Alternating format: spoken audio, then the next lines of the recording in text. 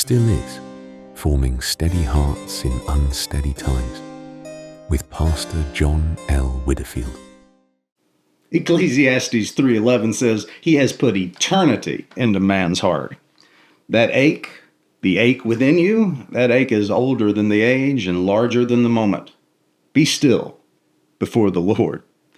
Ecclesiastes says that God has made everything beautiful in its time, and that He has put eternity into man's heart.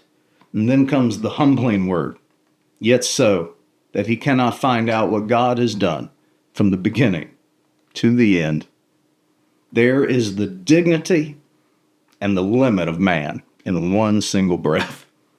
You were made with eternity in your heart. That is why temporary things cannot finally satisfy you. That is why even good earthly gifts leave behind a holy ache.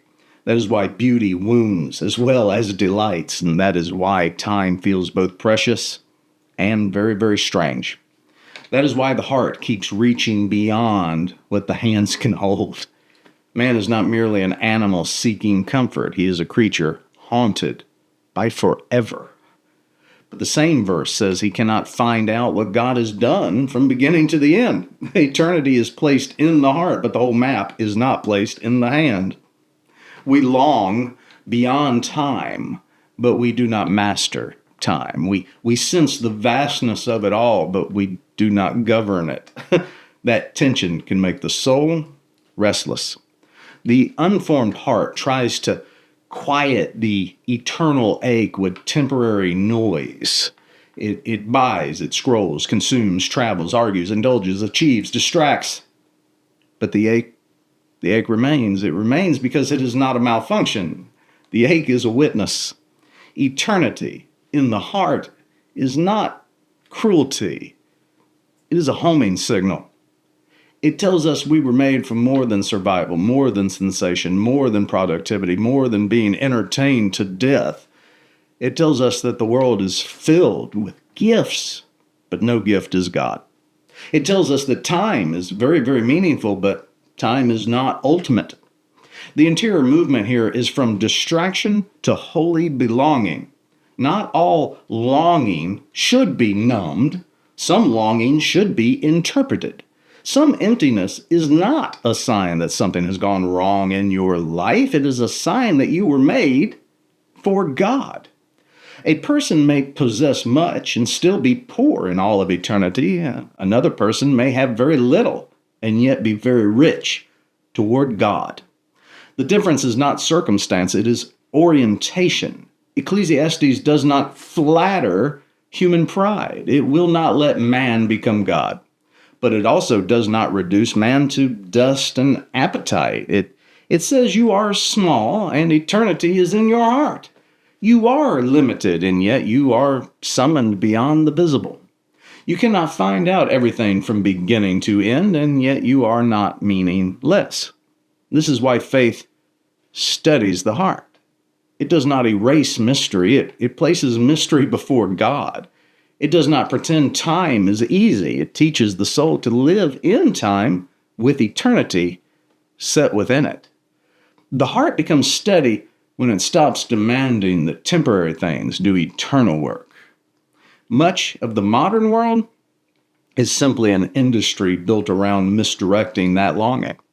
It senses that people are aching, but it will not name the ache truthfully. So it offers situations where worship is needed, novelty where repentance is needed, therapy where reconciliation with God is needed, distraction where silence is needed, and identity experiments where creaturely peace is needed. The world knows people are restless. It simply refuses to say why.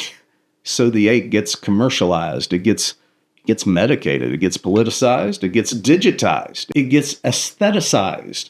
People are taught to rebrand their emptiness, express their emptiness, organize around their emptiness, and feed their emptiness. Rarely are they taught to bring that emptiness before the living God. The result is a society with endless options and very little rest. Eternity in the heart cannot be satisfied by endless choice. It cannot be calmed by constant entertainment, and it cannot be fulfilled by being seen by strangers. It cannot be healed by pretending the soul is only chemistry, desire, or biography.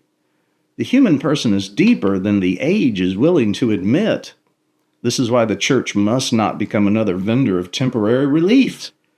If the church merely offers inspiration, community, advice, and activity, without leading souls to God Himself, it has decorated the surface while leaving the eternal ache unnamed. The steady witness says plainly, your longing is real, very real, but it is not ultimate in itself. It is pointing, it is calling, it is exposing every idol that promises fullness, but delivers fatigue. To have eternity in the heart is to be unable to make peace with a flattened world. No machine can remove it. No feed can satisfy it. No ideology can explain it away. No pleasure can permanently silence it. The ache remains because God made man for Himself. And when the soul learns that, longing becomes less frantic. The ache becomes prayer. The restlessness becomes pilgrimage. Time becomes stewardship. Beauty becomes a sign. Sorrow becomes honest. Hope becomes durable. The world keeps handing the heart substitutes. The Lord keeps calling the heart home. The heart, made for eternity, rests only in God.